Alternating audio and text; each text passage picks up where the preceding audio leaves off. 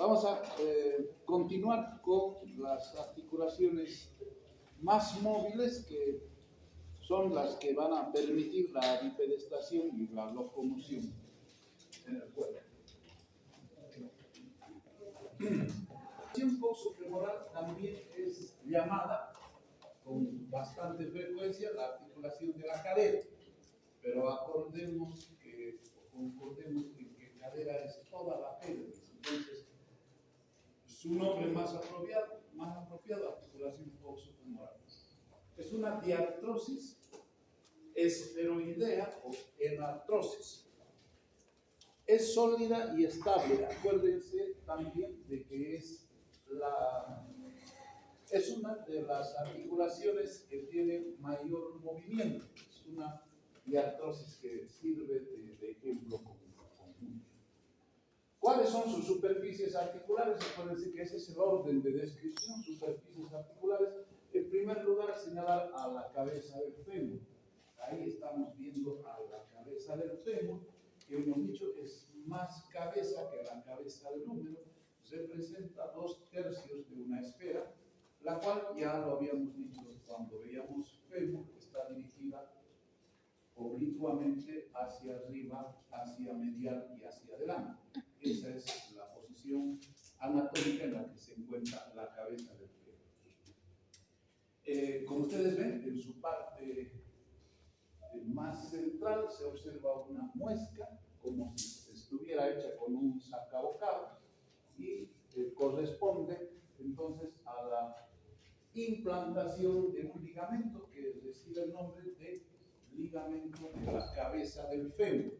Ese ligamento, como vamos a ver más adelante, es un ligamento entonces intracapsular. Si ustedes se fijan aquí alrededor de esta articulación, la cápsula ha sido abierta y expuesta para poder ver la cabeza del fémur en su interior.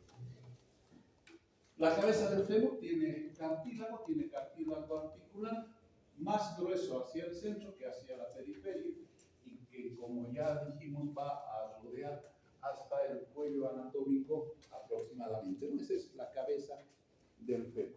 Y por la otra parte, por el coxal, en la cara lateral del coxal, en su parte central, se encuentra este acetábulo, este cótilo, que a diferencia de la cavidad glenoidea del húmero, este es más excavado, es más profundo. Por lo tanto, de aquí se concluye que tiene menor movimiento que la articulación del hombro. La articulación del hombro lo soporta una cavidad glenoidea pequeña, en cambio aquí hay un acetábulo más grande. Tiene un borde saliente, que es la ceja cotiloidea o el reborde cotiloideo, que se dispone alrededor de esa estructura.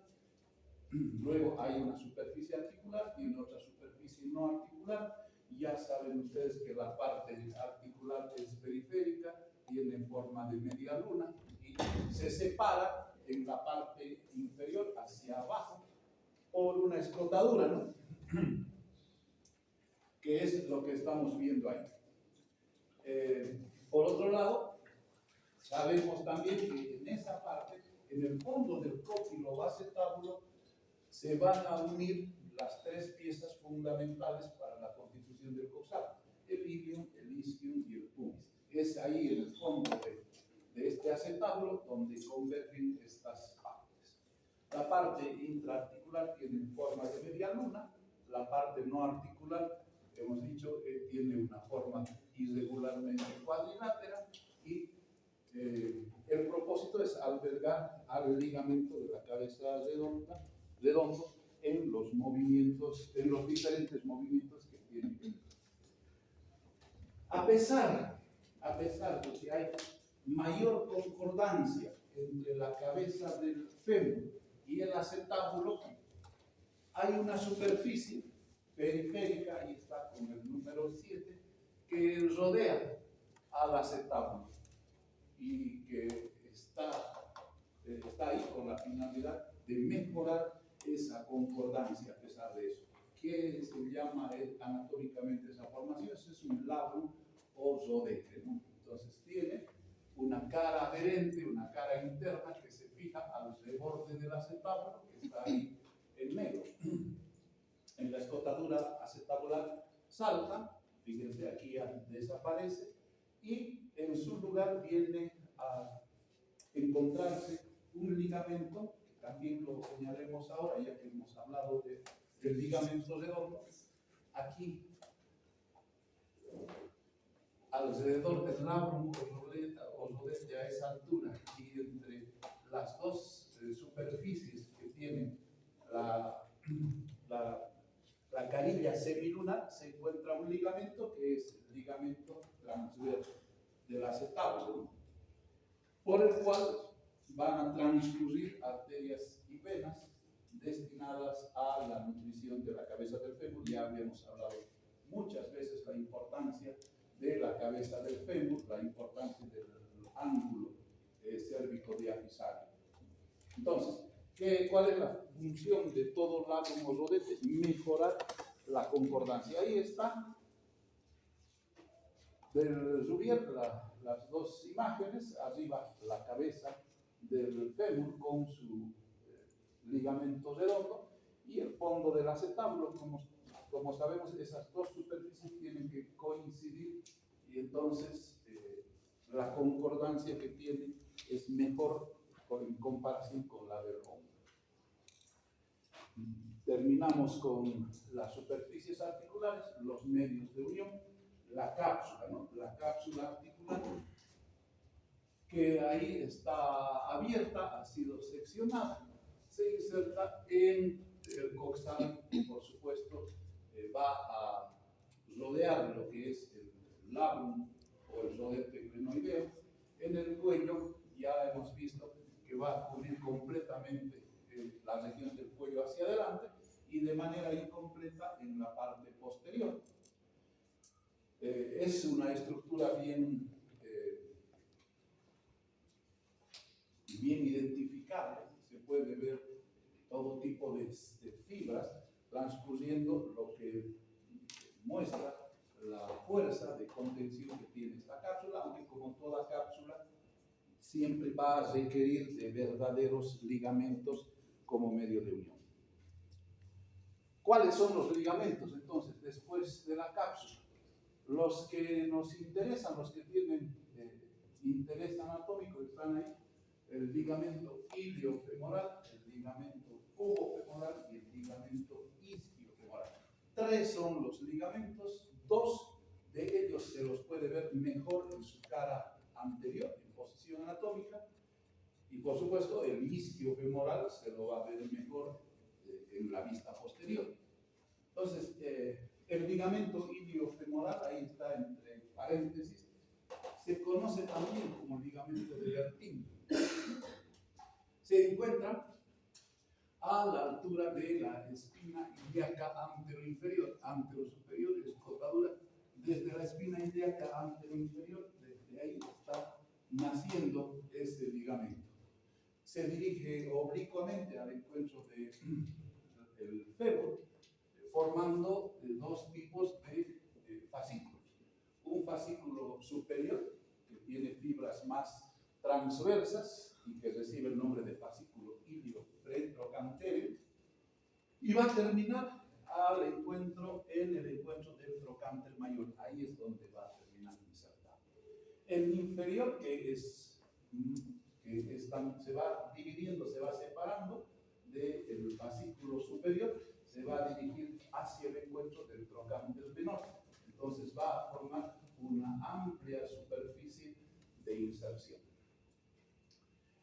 Luego tenemos el ligamento pubofemoral.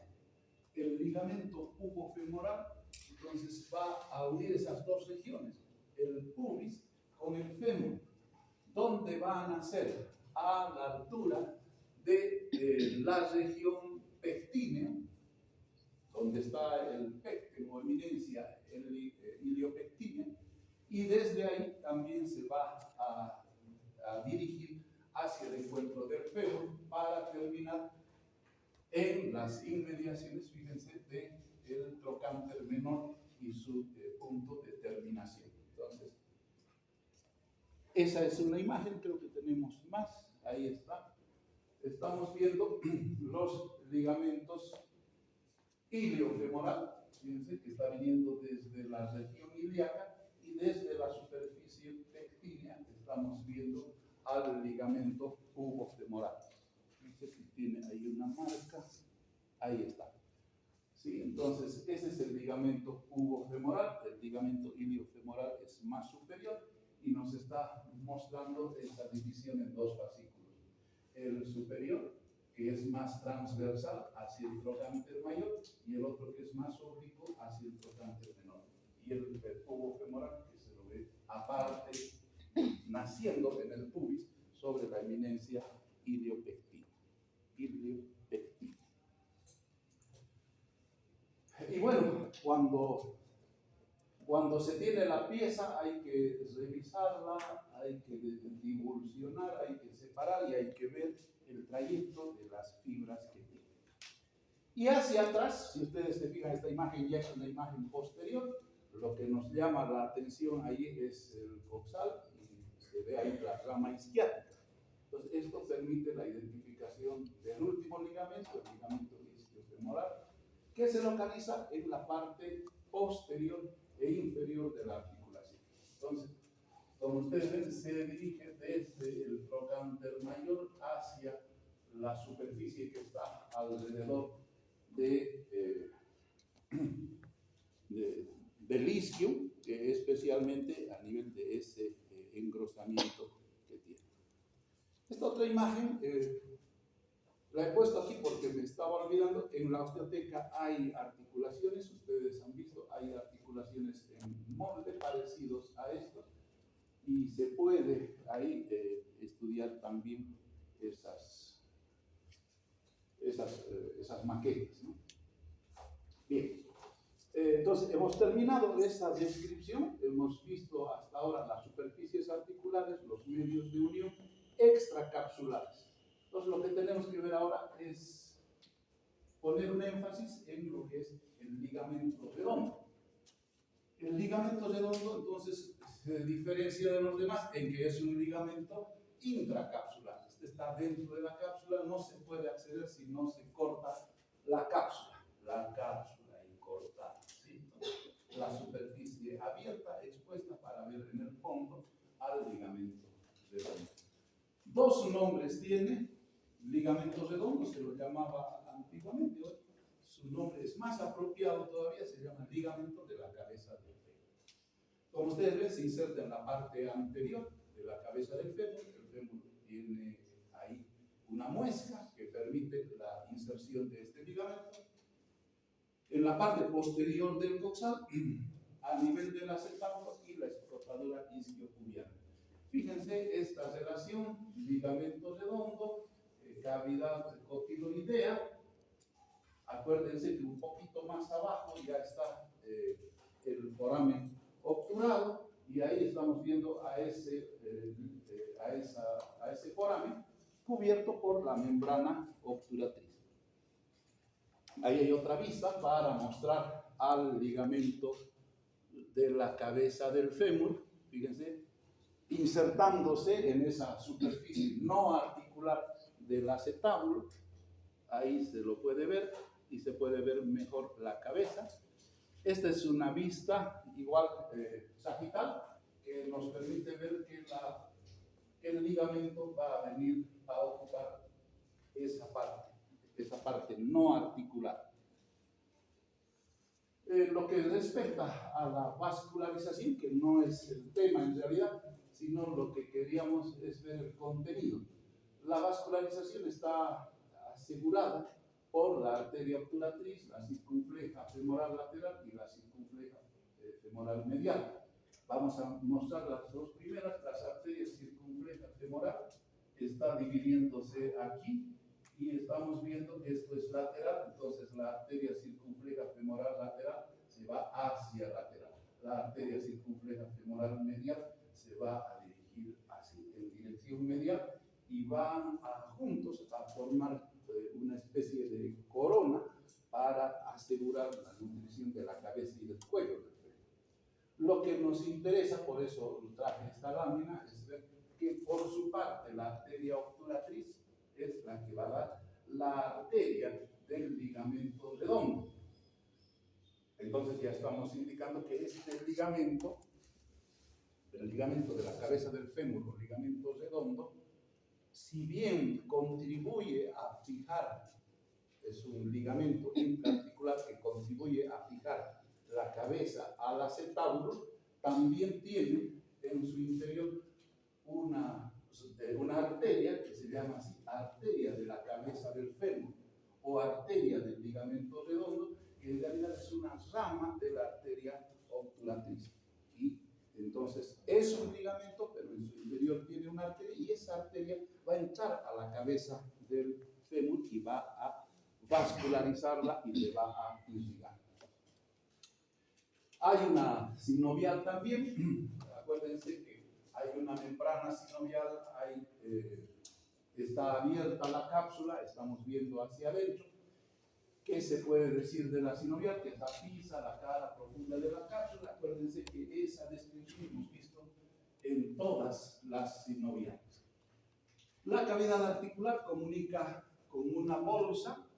Hay bolsas serosas, hay bolsas adiposas que están dentro de la cápsula y que ayudan al rozamiento, a favorecer el rozamiento y a brindar la protección correspondiente a esta articulación. No solamente es líquido sinovial.